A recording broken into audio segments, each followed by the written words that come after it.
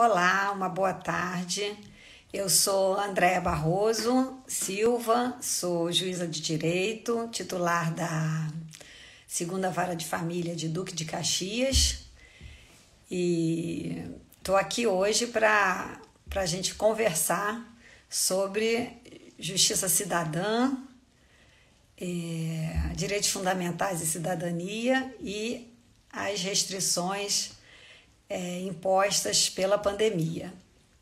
Bem, inicialmente, quero dar uma boa tarde a todos e agradecer pelo convite para participar dessa live e também o convite para participar do projeto Justiça Cidadã, que eu já participo há muitos anos, há cerca de 8, 9 anos, a convite da desembargadora Cristina Tereza Gaulia, coordenadora do projeto e operacionalizado pelo DEAP, a quem eu agradeço aí a operacionalização através da servidora Cláudia, sempre em contato comigo para participar dos projetos. E vamos lá, o público da Justiça Cidadã não costuma ser um público jurídico. Então, assim, o que eu pretendo conversar aqui é numa linguagem bem simples, bem acessível, voltada para um público não jurídico, que é o público que a gente tem na Justiça Cidadã, que são pessoas extremamente interessadas nesse assunto, cidadania, né? E que são multiplicadores, né? Eles recebem ali ensinamentos diversos, dos diversos ramos do direito, e multiplicam em suas comunidades, nos locais onde vivem e que tem normalmente uma função de liderança. Então, direitos fundamentais, costumo começar falando assim, uma definição muito simples, são posições jurídicas do indivíduo perante o Estado. E assim parece meio difícil de imaginar, mas quando eu vou ao artigo 5º da Constituição Federal, onde estão listados a grande maioria dos direitos individuais, a gente entende melhor. E a gente costuma diferenciar, né, alguns doutrinadores, entre direitos fundamentais e direitos humanos. Outros usam como sinônimos, também não está errado usar. Mas os direitos fundamentais estariam expressamente previstos nas constituições de cada país. E os direitos humanos estariam previstos em diplomas internacionais, como a Declaração Universal dos Direitos do Homem. Então, os direitos fundamentais da nossa Constituição estão ali no artigo 5º em diante, que é o capítulo dos direitos e deveres individuais e coletivos. Então, logo no caput já há uma série de direitos listados, né? Todos são iguais perante a lei, começa o artigo 5º assim, então já fala do direito à igualdade, sem distinção de qualquer natureza, garantindo-se aos brasileiros e aos estrangeiros residentes no país a inviolabilidade do direito à vida, à liberdade, à igualdade, à segurança e à propriedade nos seguintes termos. E aí vem uma série de incisos, né, clarificando esses direitos. Então, logo no primeiro, homens e mulheres são iguais em direitos e obrigações, nos termos da Constituição. E aí, a igualdade, ela exige uma justificação material para que haja algum tratamento desigual entre homens e mulheres, por exemplo, né? Todo mundo sabe que é a mulher que engravida. Então, a licença maternidade é maior que a licença paternidade. E isso não quer dizer um tratamento, que não quer dizer que esse tratamento diferenciado fira o direito à igualdade entre homens e mulheres previsto na nossa Constituição, porque há uma justificação material para isso, né? Ninguém será obrigado a fazer ou deixar de fazer alguma coisa, senão em virtude de lei. E aí, lei num sentido amplo, lei, decreto, né? E aqui já entra, eu já posso assim falar um pouco da noção de deveres, né? Porque nós costumamos muito falar nos direitos, né? E agora, em virtude da pandemia, estão sendo impostos uma série de deveres, né? Fora a pandemia, já há inúmeros deveres, né? Nós temos, por exemplo, o dever de votar. É um direito fundamental, um direito político fundamental. E que foi assim, hoje em dia, né, o voto é de todos têm direito ao voto, ele é universal, mas isso é resultado de uma luta muito grande, porque antes as mulheres não votavam, determinadas pessoas, né, mesmo homens, não podiam votar se não tivesse determinado patrimônio. Então, ao longo do tempo, esse direito foi expandido para toda a população. E agora, a partir dos 18 anos, é obrigatório até os 70. E aí, é um direito? É um direito, mas também é um dever. Quem não votar está sujeito às penalidades legais, né? Paga multa, não pode fazer concurso, né? Então, os deveres também são situações impostas a todos, até para garantia do exercício dos direitos fundamentais. E o que é cidadania, né? O que é um cidadão? Eu procurei na própria internet uma definição simples e o dicionário online traz uma definição: indivíduo que, por ser membro de um Estado, tem seus direitos civis e políticos garantidos, vírgula, tendo que respeitar os deveres que lhes são conferidos. Então, o cidadão é o membro de um Estado, né, titular de direitos fundamentais e obrigado a respeitar os deveres. Então, quando a gente vê, né, infelizmente, coisas como recentemente foram divulgadas na imprensa, uma pessoa se ofendendo por ser chamada de cidadão porque tinha que colocar a máscara, estava num local público e há determinação estadual e municipal que determina nesse momento de pandemia a utilização de máscaras, a pessoa se ofendeu, cidadão não. Eu tenho um nível superior, né? Não me lembro bem, acho que era engenheiro formado, né? Um outro cidadão também, por ser membro do Poder Judiciário, exercer uma função de desembargador, se sentiu também ultrajado porque um guarda municipal, né, o interpelou e advertiu que era obrigada a utilização de máscara sob pena de pagamento de multa. E ele também se sentiu muito ofendido.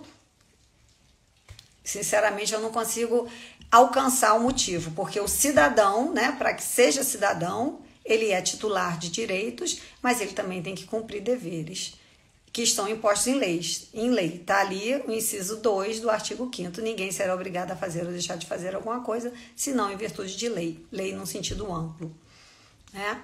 É livre a manifestação do pensamento, então a liberdade, o cidadão tem liberdade de expor os seus pensamentos, né? Mas ele também é responsável, ele tem o dever de respeitar o direito alheio. Então, ele tem que respeitar a intimidade, ele não pode manifestar o pensamento ofendendo a honra, a intimidade alheia, né? Porque se ele ofender, ele vai estar sujeito a uma penalidade.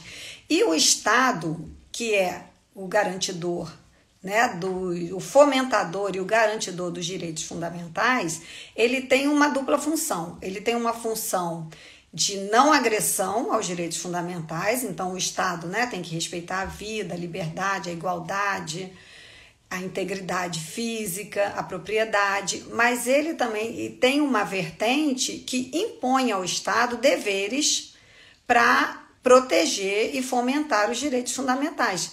Então, está lá no artigo 196 da Constituição, deixa eu chegar aqui, que eu estava no artigo 5º, vou pular para o 196, que fala do direito à saúde, que é um direito fundamental, um direito social de natureza fundamental. 196. A saúde é direito de todos e dever do Estado, garantido mediante políticas sociais e econômicas que visem a redução do risco de doença e de outros agravos e a seu acesso universal e igualitário às ações e serviços para sua promoção, proteção e recuperação.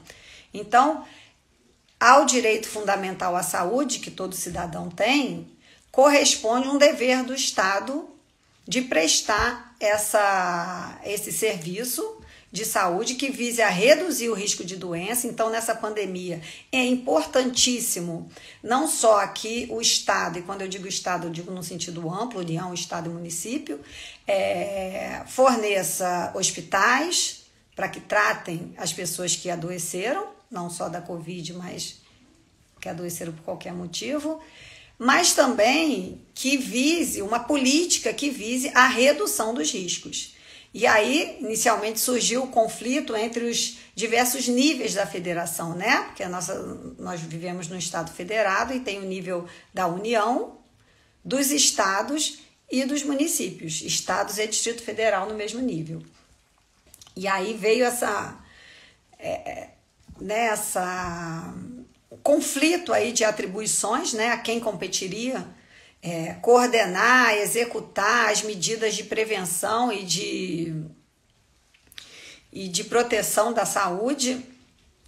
E o Supremo Tribunal Federal, que é o guardião da Constituição, né, é quem dá, dentro da estrutura do Estado brasileiro, a última palavra em termos de interpretação da Constituição, definiu em diversas decisões, mas eu destaco uma do ministro Alexandre de Moraes, que caberia principalmente aos estados, né, a direção das políticas de saúde, né, e sem afastar as regras gerais que possam ser impostas pela União para restringir ainda mais o que o Estado já fez e suplementado pelo município. E aí, deixa eu ver, na ADPF, a Arguição de Descumprimento de Preceito Fundamental 642, que relatou o ministro Alexandre de Moraes, ele decidiu que, vou ler aqui um trecho, não compete ao Executivo Federal, né, que seria a União, afastar as decisões dos governos estaduais, distrital e municipais, que adotem no âmbito de sua competência importantes medidas restritivas, como distanciamento e isolamento social, suspensão de atividades de ensino ou comerciais, entre outros mecanismos reconhecidamente eficazes para a redução do número de infectados e óbitos, de acordo com as recomendações da OMS. Ele reconheceu o exercício da competência concorrente dos estados e Distrito Federal e suplementar do município para a adoção de medidas restritivas, independentemente da superveniência de ato federal, né, que seja da União, em sentido contrário, sem prejuízo da União estabelecer medidas restritivas aplicáveis a todo o território nacional. Então, em termos de competência federativa concorrente, que tanto o Estado quanto a União têm competência para legislar sobre saúde, deve-se respeitar a predominância do interesse.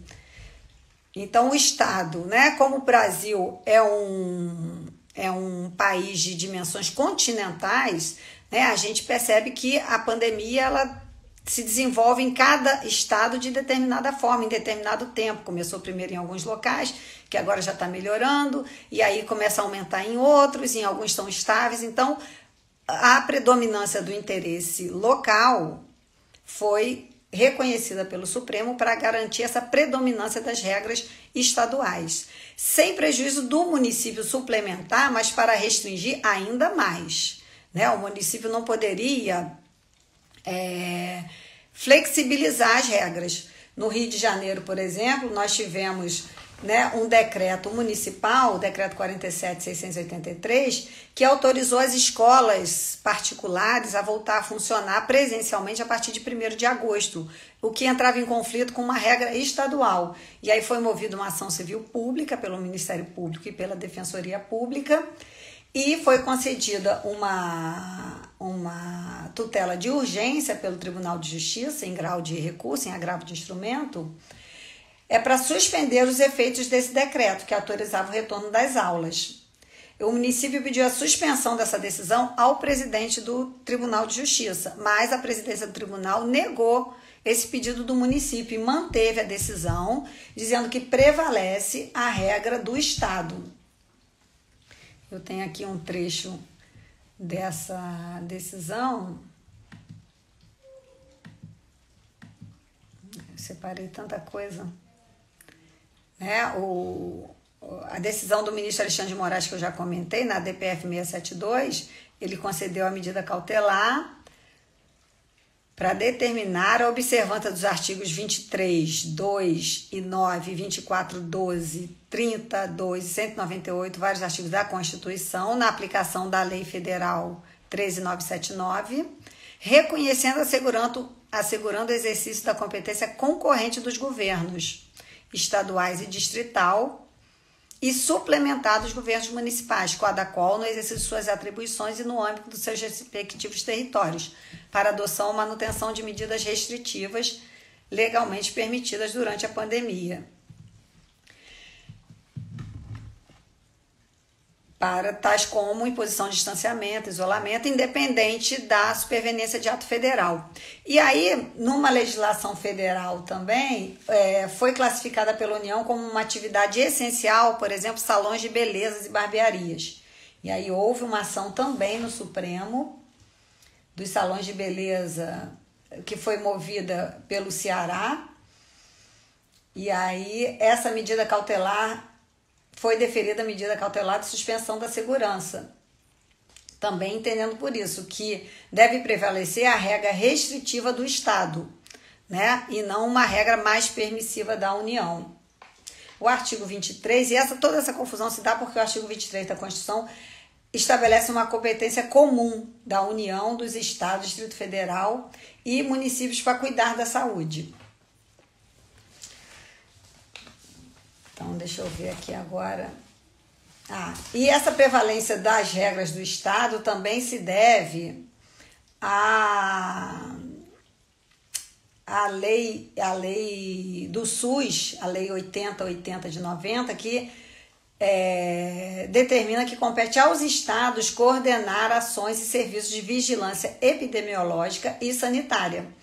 Então, esse protagonismo cabe realmente aos estados, ao ente federativo Estado. E aqui eu falo Estado como ente federativo e não Estado no sentido amplo. E o município pode suplementar essas normas. Só que, nessa suplementação, o município não pode contrariar e flexibilizar uma regra do Estado, por exemplo, porque senão isso seria uma competência plena, né, e não suplementar. Devido ao interesse local, ele pode até agravar, mas não restringir o que o Estado fez. Ela pode agregar mais novas restritivas. E se houver conflito, e aí entre uma norma do Estado e do município, vai prevalecer via de regra do Estado, salvo se a do município for mais restritiva, porque ela protege mais a vida e a saúde, que são valores inegociáveis. Então, deixa eu ver mais o que eu separei pra gente. Eu já falei da DPF, né, do Supremo. E agora, então, eu volto. Então, em matéria de imposição de deveres, né, que como diz, corolário dos direitos fundamentais, né, a imposição de deveres, o próprio conceito de cidadão, né, diz que é o indivíduo que é titular de direitos, né, e que tem que respeitar os deveres. Nesse momento de pandemia, a questão dos deveres fundamentais ficou ainda mais patente, porque foram criadas uma série de restrições, né, que via de regra não existem, até que atingem diretamente o direito de ir e vir do cidadão, que é um direito fundamental e que tem que ser respeitado, porque é uma forma de o Estado fomentar o direito à saúde, através de regras de prevenção e não só através de de tratamento, né? De fornecimento de tratamento em hospitais. Então, vamos lá, eu já falei do caput do artigo 5º, voltando, né, aos nossos direitos fundamentais, que é como eu faço normalmente a nossa conversa nas aulas da Justiça Cidadã. Então, já falei da igualdade, né, que havendo justificação material pode-se dar um tratamento desigual, desde que haja justificação material, haja um motivo para isso, né? Ninguém será obrigado a fazer ou deixar de fazer alguma coisa em virtude da lei. E aqui eu dei um grande desvio para falar dos deveres fundamentais, né? Dei o exemplo do direito ao voto, que se aplica em qualquer época, que também é um dever do cidadão. E fui para a questão das restrições impostas à circulação através de medidas de isolamento e distanciamento social impostas pela pandemia, né? Então, é importante que cada um esteja ciente dos seus direitos, né? Conscientes, um cidadão, para exercer plenamente a sua cidadania, né? Esse conjunto de direitos e deveres, ele tem que ter consciência dos direitos dele, dos direitos do próximo, né? Que impõe limites ao direito dele, e dos deveres, né? Que são impostos. Tem que ser imposto legalmente, através de lei no sentido amplo, comandos gerais e abstratos que alcancem a todos da mesma forma, e por isso o cidadão que tem o diploma superior lá de engenharia formado tem que usar a máscara como qualquer um de nós, assim como o cidadão desembargador que está caminhando em local público, onde é determinado o uso de máscaras, como a lei é um comando genérico, né, e abstrato, todos têm que seguir, né? Todos nós somos cidadãos e temos que respeitar, porque essa é uma medida tomada pelo Estado, aí no sentido amplo, para proteger a segurança, a saúde, visando a contenção da disseminação da doença. Então, ele vai proteger, o Estado vai cumprir o dever de proteção da saúde, evitando a propagação da doença como medida preventiva e também fornecendo tratamento para aqueles que, mesmo assim, adoecerem, né? E aí segue o artigo 5º com uma série de direitos fundamentais. Ninguém será submetido a tortura nem a tratamento desumano ou degradante.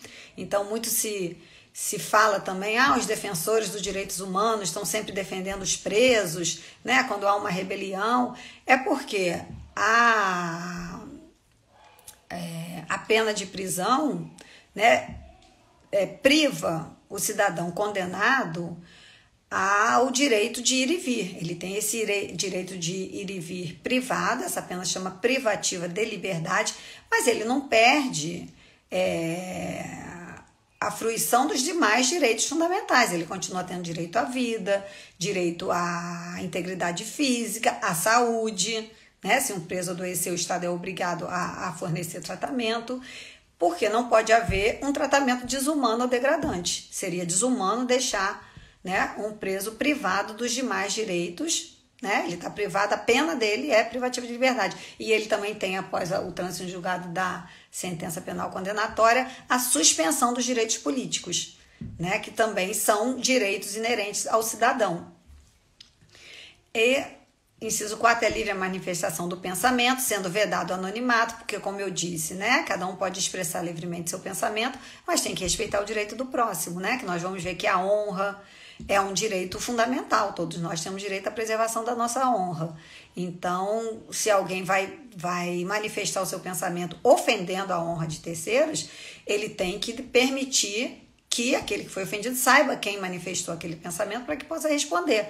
E pode responder civil e até criminalmente, né? E essa é uma outra faceta da atuação do Estado na proteção aos direitos fundamentais, né? Há um nível de infração que corresponde a uma infração civil, né? A pessoa vai responder através de uma ação de indenização, mas há também determinadas regras penais que visam coibir que os direitos fundamentais de cada cidadão seja violado. Isso é uma forma do Estado proteger os direitos fundamentais através da legislação civil e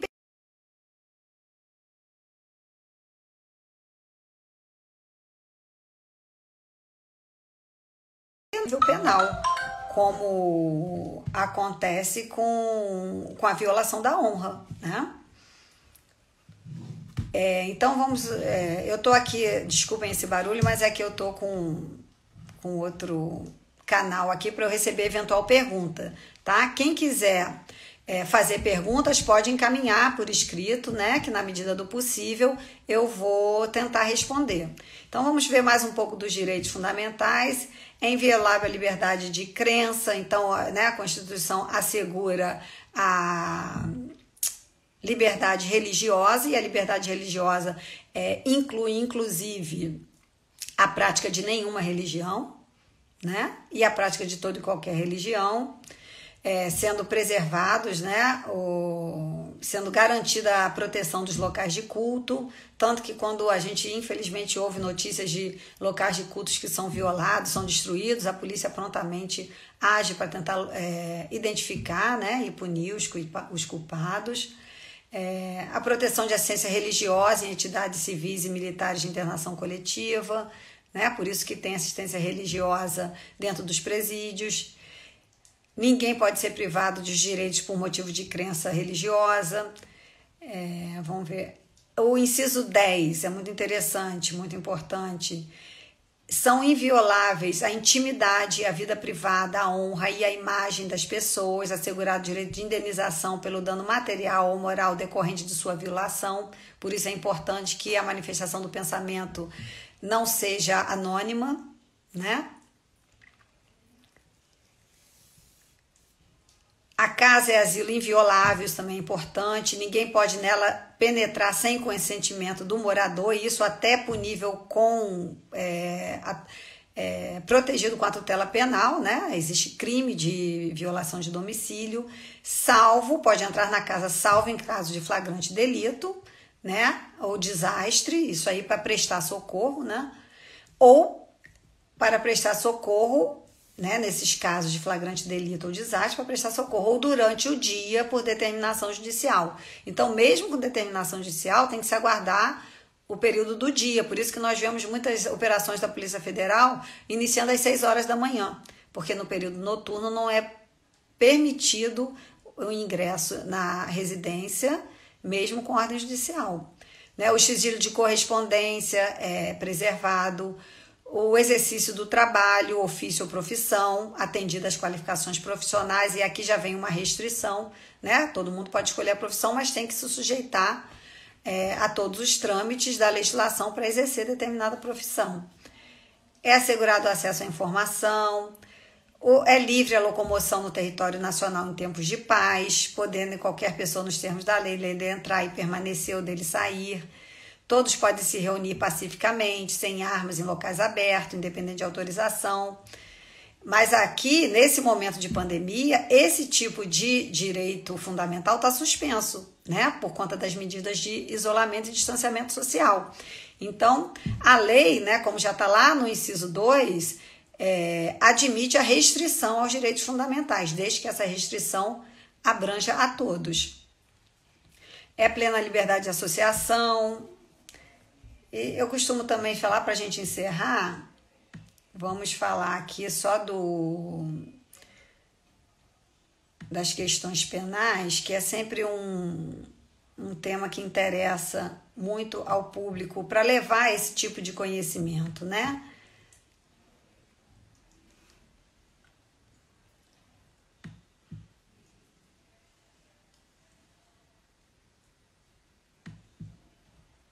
Nenhuma pena passará da pessoa do condenado, né? Não há crime sem lei anterior que defina.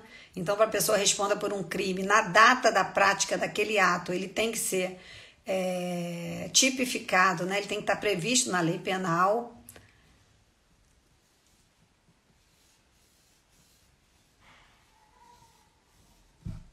Olha, as penas previstas, admissíveis, a lei regulará a individualização da pena e adotará, entre outras, as penas privação ou restrição de liberdade, perda de bens, multa, prestação social alternativa, suspensão ou interdição de direitos. E, em seguida, não haverá penas de morte, salvo em caso de guerra declarada, de caráter perpétuo, de trabalho forçado, de banimento ou cruéis. Então, é assegurado ao preso o respeito à integridade física e moral. Ninguém será processado nem sentenciado, senão pela autoridade competente. Ninguém será privado de sua liberdade ou de seus bens sem o devido processo legal.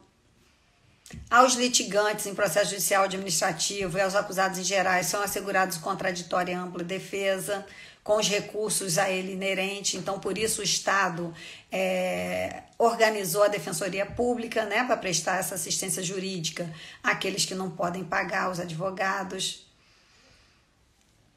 Ninguém será preso, senão em flagrante delito ou por ordem escrita e fundamentada de autoridade judiciária competente, salvo nos casos de transgressão militar. Né? Então, para que alguém seja preso, ele tem que estar praticando o crime naquele momento ou logo em seguida, né, na perseguição, ou por ordem escrita de autoridade judicial competente. Então, eu aqui fiz um apanhado breve, né, porque também nosso tempo está se esgotando. E aí o artigo 6º fala dos direitos sociais, né? Porque os direitos fundamentais englobam os direitos individuais e os direitos sociais. E aí são direitos sociais: a educação, a saúde, a alimentação, o trabalho, a moradia, o transporte, lazer, segurança, previdência social, proteção à maternidade e à infância, assistência aos desamparados na forma da Constituição.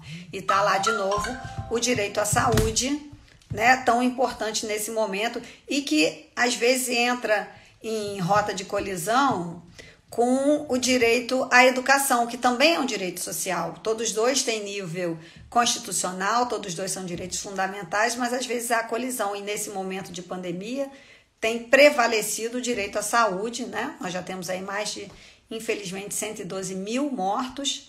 Então, há medidas, né, restritivas que não permitem o retorno às aulas, né, e aí as escolas estão tentando, né, para quem tem acesso à internet, mas a gente entende que não vai alcançar todos como é a escola física, mas nesse momento é necessário essa restrição. As medidas sobre a pandemia chegou aqui. Eu agora encerro, agradeço a atenção de todos vocês.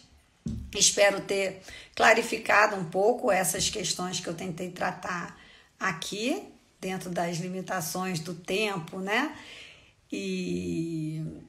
Mas agora quem tiver alguma pergunta relativa a esses temas, né? Direitos fundamentais, cidadania, restrições em função da pandemia, eu estou aqui à disposição. Já chegou uma pergunta aqui. As medidas sobre a pandemia se sobrepõem à Constituição? Não, porque nós vivemos no Estado de Direito, no Estado democrático de Direito, né? Então, nós devemos obediência à Constituição, né? É a nossa Carta Magna, é a lei das leis, né?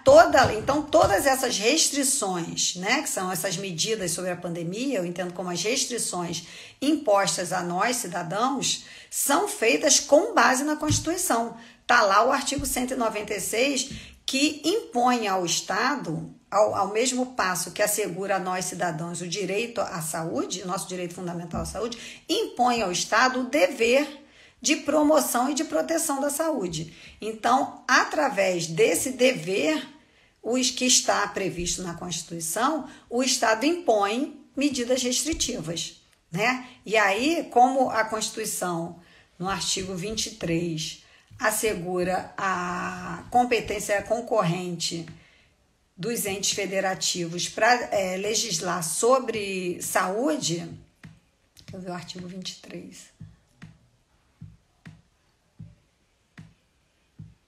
É competência comum da União, dos estados, do Distrito Federal e municípios cuidar da saúde e assistência pública, da proteção e garantia das pessoas portadoras de deficiência também. A própria Constituição assim, defere ao Estado, município, Estado, Distrito Federal, município, o dever de impor medidas restritivas para assegurar a saúde da população. Então, essas medidas não se sobrepõem à Constituição, elas cumprem a Constituição. Se o Estado não fizesse nada e deixasse simplesmente a pandemia se instalar e não impusesse medidas de restrição, né, seja a circulação, seja as atividades comerciais, seja as atividades educacionais, o Estado estaria se omitindo do seu dever de proteção da saúde. Né? Tem mais alguma pergunta? Aqui o Felipe, que está da presidência lá me ajudando aqui. Mais nenhuma, Felipe?